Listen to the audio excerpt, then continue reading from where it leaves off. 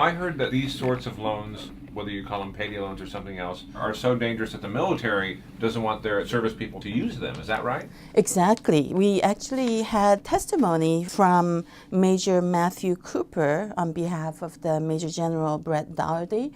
And what he says is, unlike the good old days when most of their personnel did not need security clearance, now it has flipped. Most of their personnel need security clearance. And if they have too much debt or they have a bad credit score, they will not be able to get that security clearance, or it would be removed for them. And so we have a lot of young men and women and older citizens who are stepping up and defending our country.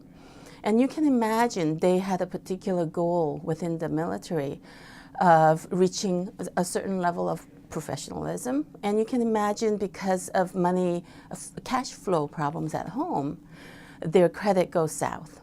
And all of a sudden, they're no longer allowed to have that security clearance.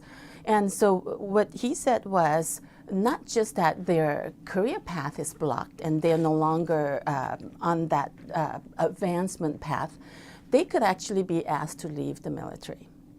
And so for the new installment product, the one with about the 200% APR, there is a striker on the EBB right now. There is a proposal to exempt the military.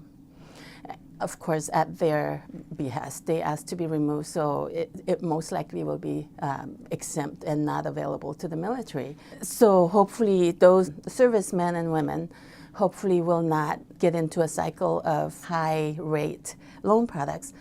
But I'm worried about young men and women who might be thinking of getting into the military, and let's say they decide to take out some loans and they find they can't pay them back. Well, in the old days, I remember some parents counseling their children, join the military. You get a steady paycheck. You probably won't have time to go shopping as much or spending your money. And so hopefully you can have a nice savings when you come out with a honorable discharge.